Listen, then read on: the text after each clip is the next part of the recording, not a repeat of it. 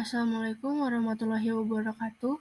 Shalom, Om Swastiastu, Namo Buddhaya, Salam Kebajikan. Perkenalkan, saya Nikomang Adinda Maheswari dengan NIM 120220006 dari Program Studi Perencanaan Wilayah dan Kota, Institut Teknologi Sumatera. Pada kesempatan kali ini, saya akan mempresentasikan materi dengan topik pembangunan wilayah berdasarkan pendekatan klaster, di mana presentasi kali ini merupakan salah satu tugas dari mata kuliah perencanaan wilayah yang diampu oleh Bapak Asirin STMT. Dengan outline sebagai berikut. Yang pertama, kita akan membahas sejarah singkat dari teori klaster.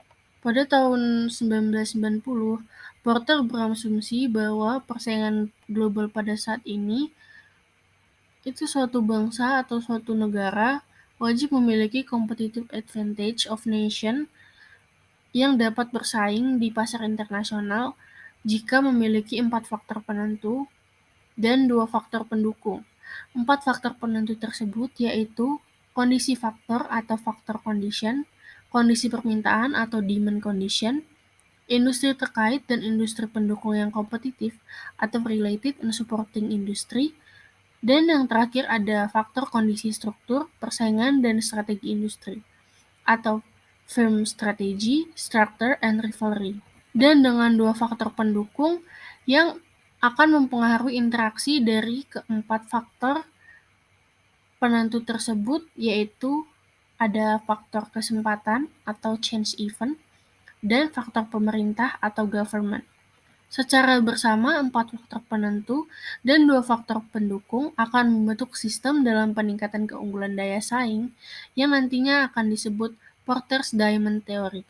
Selanjutnya pada tahun 1998, Porter mendefinisikan klaster sebagai konsentrasi geografis dari industri-industri dan institusi yang saling berhubungan dalam suatu bidang tertentu, yang terdiri dari rangkaian-rangkaian industri terkait dan entitas penting lainnya yang saling berkompetisi. Kompetisi tersebut tergantung pada produktivitas dan bukan tergantung pada akses input atau skala perusahaan. Klaster sendiri itu mempengaruhi kompetisi ke dalam 3 hal, yaitu produktivitas, inovasi, dan stimulasi pembentukan bisnis baru. Masih di tahun yang sama, yaitu 1998, Porter mengembangkan konsep aglomerasi menjadi konsep klaster dengan 2 elemen kunci, yaitu adanya keterkaitan antar perusahaan dan kedekatan lokasi, yang kemudian akan dikembangkan lebih lanjut menjadi konsep integrasi klaster vertikal dan konsep integrasi klaster horizontal dalam bentuk model berlian atau diamond. Berikut merupakan konsep integrasi klaster vertikal dan horizontal yang diwujudkan dalam bentuk model berlian yang disebut Porter's Diamond Theory, di mana keempat faktor tersebut saling berinteraksi. Yang pertama ada faktor kondisi atau faktor condition, di mana sumber daya yang dimiliki suatu bangsa adalah faktor produksi yang sangat penting untuk bersaing, di mana terdapat 5 kelompok dalam faktor sumber daya, yaitu sumber daya manusia, yang meliputi jumlah tenaga kerja yang tersedia, kemampuan manajerial, dan keterampilan yang dimiliki, etika kerja, dan tingkat upah yang berlaku, di mana sumber daya manusia ini sangat-sangat mempengaruhi daya saing nasional. Yang kedua ada sumber daya modal, yang terdiri dari jumlah dan biaya yang tersedia, jenis pembiayaan atau sumber modal, aksesibilitas terhadap pembiayaan, dan yang terakhir ada kondisi lembaga pembiayaan dan perbankan. Selain itu juga ada peraturan-peraturan seperti peraturan keuangan, peraturan moneter dan fiskal untuk mengetahui tingkat tabungan masyarakat dan kondisi moneter dan fiskal. Yang selanjutnya ada sumber daya alam atau fisik yang meliputi biaya, aksesibilitas, mutu, dan ukuran, di mana sumber daya ini juga harus meliputi ketersediaan air, mineral, energi, serta sumber daya pertanian, perikanan dan kelautan, dan lain-lain. Selanjutnya ada sumber daya ilmu pengetahuan dan teknologi atau IPTEK,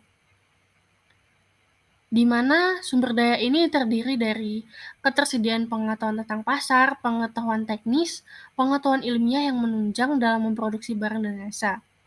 Yang terakhir yaitu ada sumber daya infrastruktur yang terdiri dari ketersediaan jenis, mutu, dan biaya penggunaan infrastruktur yang nantinya akan mempengaruhi daya saing, seperti halnya sistem transportasi, komunikasi, pos dan giro, sistem pembayaran dan transfer dana, air bersih, energi listrik, dan lain-lain.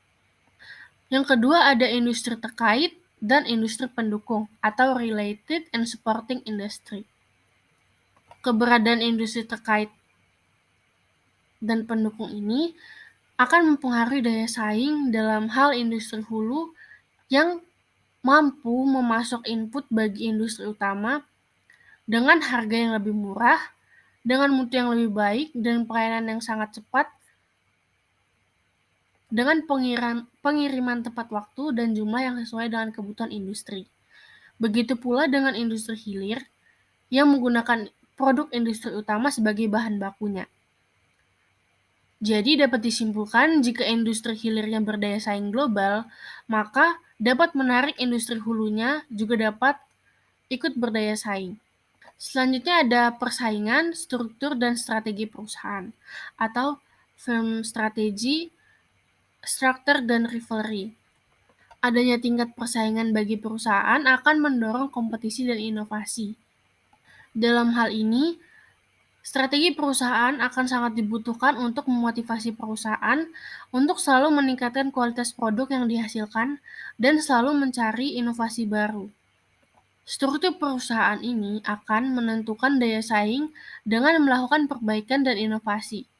Di dalam situasi persaingan, hal ini juga akan berpengaruh pada strategi yang akan dijalankan suatu perusahaan.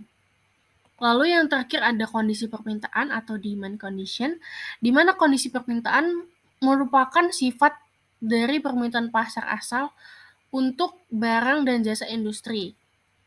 Kondisi permintaan ini akan sangat mempengaruhi daya saing, terutama mutu permintaan. Yang nantinya mutu permintaan akan menjadi sarana pembelajaran bagi perusahaan-perusahaan untuk nantinya bersaing secara global.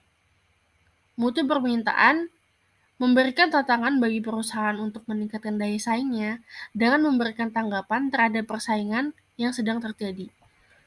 Selanjutnya ada faktor yang mempengaruhi dari 4 faktor utama, yaitu ada peran kesempatan atau change factor atau change event, di mana peran kesempatan ini berada di luar kendali perusahaan maupun di luar kendali pemerintah yang nantinya akan mempengaruhi daya saing. Seperti contohnya, adanya peningkatan permintaan produk industri yang lebih besar dari pasokannya atau kondisi politik yang menguntungkan daya saing.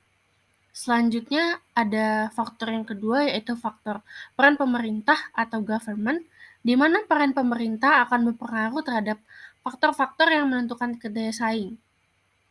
Pemerintah yang bertindak sebagai fasilitator agar perusahaan semakin meningkatkan daya saingnya dengan cara mempengaruhi daya saing global melalui regulasi dan kebijakan yang dapat memperlemah atau memperkuat faktor penentu daya saing tersebut.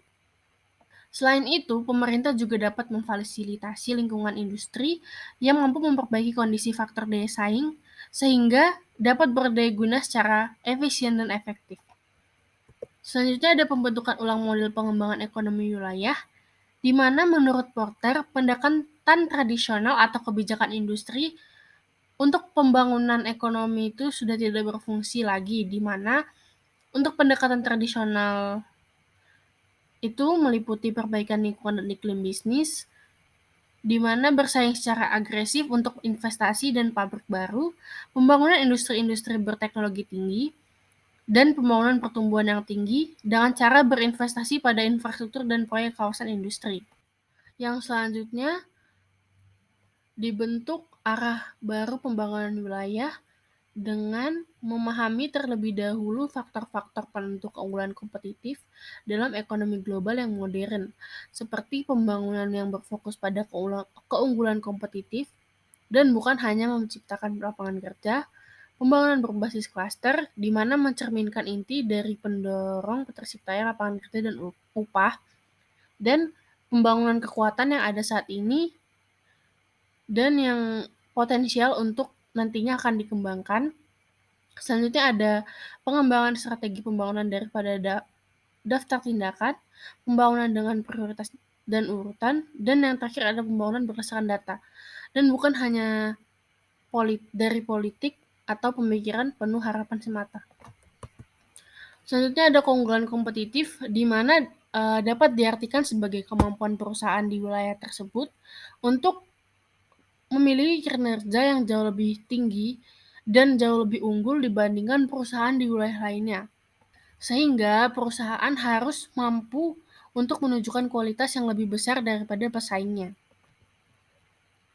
Faktor penentu keunggulan daya saing wilayah terdapat 3 faktor, yaitu mikroekonomi, makroekonomi, dan endowment, di mana mikroekonomi terdiri dari kualitas lingkungan, pengembangan klaster, dan kecanggihan strategi dan operasional perusahaan. Yang kedua ada makroekonomi, di mana terdiri dari kebijakan moneter, pembangunan manusia, dan kelembagaan politik yang efektif.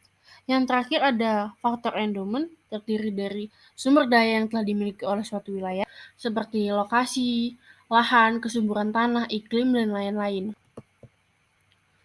Untuk komposisi ekonomi wilayah skala klaster, terdapat 2 skala wilayah, yaitu skala wilayah klaster global, di mana klaster ini melayani pasar nasional dan global.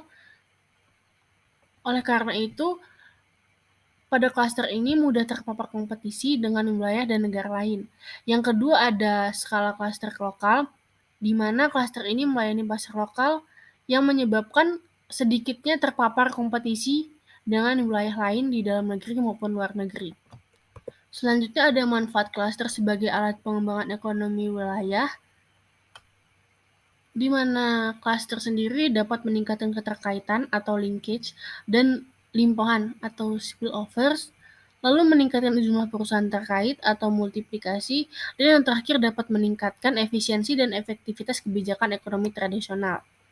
Selanjutnya ada strategi ekonomi, dapat diartikan sebagai pemahaman atas kondisi dan potensi yang dimiliki suatu wilayah, di mana strategi ekonomi ini berfungsi untuk agar tercapainya keunggulan kompetitif yang sesuai dengan kondisi dan potensi yang dimiliki suatu wilayah.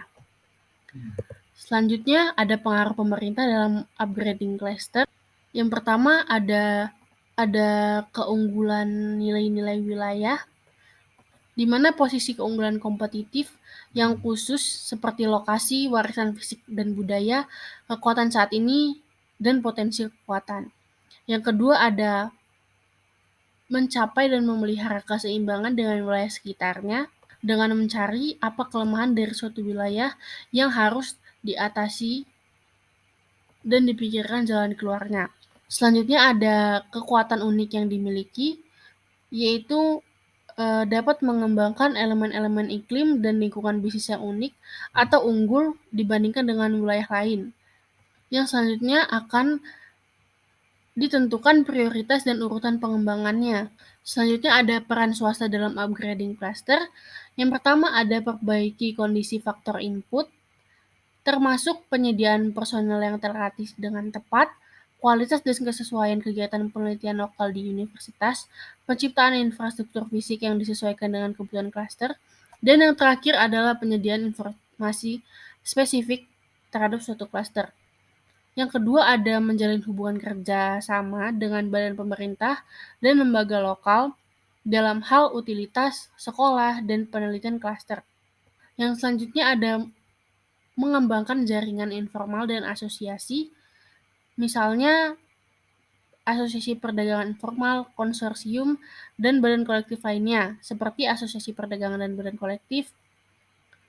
Kegiatan yang dilakukan misalnya adalah pusat penelitian bersama, laboratorium penguji bersama, yang memungkinkan nantinya akan berbagi biaya. Demikian presentasi saya kali ini. Apabila ada salah kata, saya ucapkan mohon maaf. Terima kasih.